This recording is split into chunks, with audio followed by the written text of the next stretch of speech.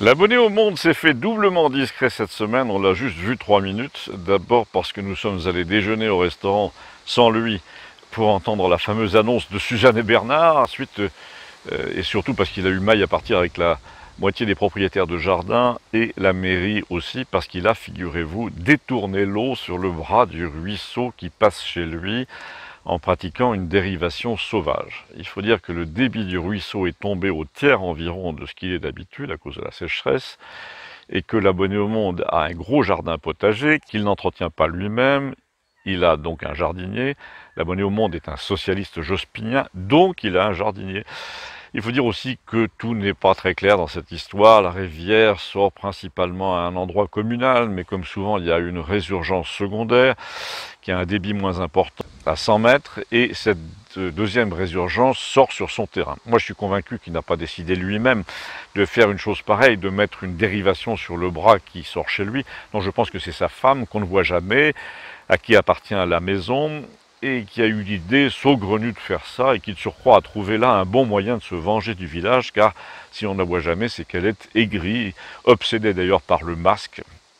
Elle croit que tout le monde lui en veut.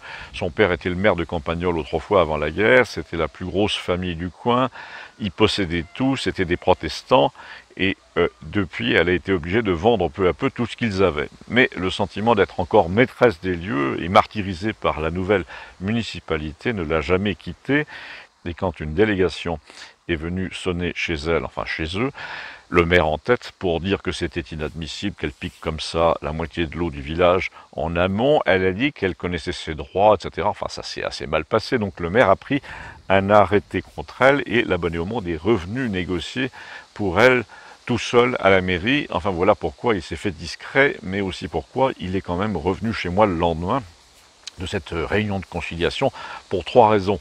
La première était de mesurer les dommages réels auprès de l'opinion villageoise qu'avait subi son image à lui. La deuxième, curieusement, était de mesurer d'autres dommages causés, eux, à l'image du président Macron par une autre affaire qui était la saisie d'un lot de documents détenus par l'ancien président américain à son sujet, au sujet de Macron, et là on se demande ce que le président américain a bien pu trouver dans la vie de son homologue français. On est quand même très surpris, on tombe des nues, un garçon si réglo, une vie privée si limpide, un passé si simple. Et là, Gustave en a profité pour dire « Moi, je suis sûr que notre abonné au monde travaille pour les renseignements généraux ou pour leurs successeurs.